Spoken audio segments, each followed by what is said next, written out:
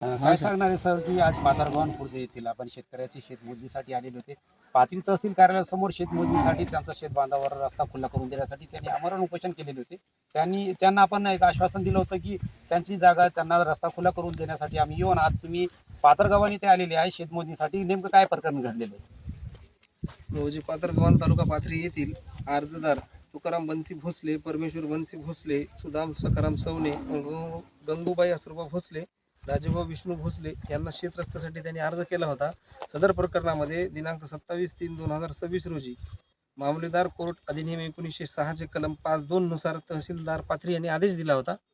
त्याप्रमाणे survey number 36 मधील जे गट क्रमांक आहेत 88, 97, 98, 91, 100 आणि सर्वे नंबर 20 मधील 108, 107, 106, 100 या सर्वे नंबरच्या बांधावरून सामायिक बांधावरून तहसीलदार साहेबांनी शेतरस्ता खुल्ला करण्यासाठीचा आदेश दिला होता.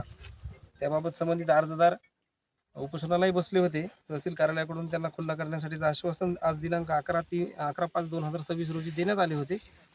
परंतु प्रत्यक्ष जायमागावर आला असता संबंधित सर्व गट नंबरच्या बांधा सामायिक बांध जो आहे तो कुठेही सरळ नाही, कुठं रुंद आहे, कुठे अरुंद आहे आणि प्रत्यक्ष जो अस्तित्वात बांध आहे त्याचा मध्यभाग घेतला तर दोन्ही साईडकडच्या शेतकऱ्यांना तो मंजूर नाही.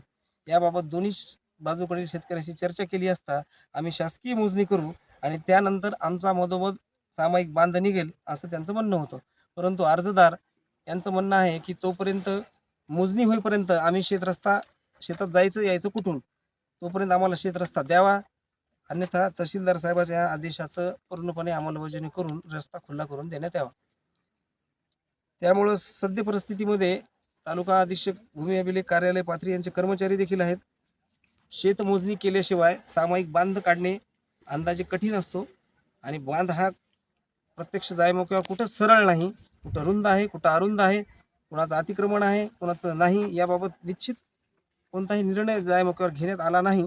त्यामुळे सदर रस्ता खुला करता आला नाही आणि सर्व गैरअर्जदार जे शेतकरी आहेत, सामायिक बांधाच्या लगत असणारे गट नंबरमधील शेतकरी, आम्ही सर्वजण शासकीय मोजणी करू असं त्यानं पंचनाम्यामध्ये सर्व पंचासमक्ष जाहीर केले आणि त्यामुळे आता मोजणी झाल्याशिवाय सदर रस्ता खुला करता येणार नाही आणि मोजणी फीस भरण्यास संबंधित शेतकरी तयार आहेत. कधी यांची फीस भरली जाईल आणि कधी मोजमाप करणं आणि यांना जर रस्ता मोकळा करून दिला? आम्ही त्यांना तर असं आवाहन केलं की तातडीची फीस भरा. त्यांनी होकार दर्शवला की तातडीची फीस भरू, म्हणजे येत्या 2 ते 3 महिन्यामध्ये मोजणी होईल असं तालुका अधीक्षक भूमी अभिलेख कार्यालयाकडून सांगण्यात आले की जास्तीत जास्त 3 ते 4 महिने लागण्याची शक्यता आहे मोजणीसाठी. आपण जे पंचनामा केलेलं आहे ते आपल्या शेतकरी बांधवांना किंवा अर्जदार जे होते त्यांना मान्य आहे का? त्यांची नाराजी आहे, त्यांना शेतरस्ता पाहिजे होता.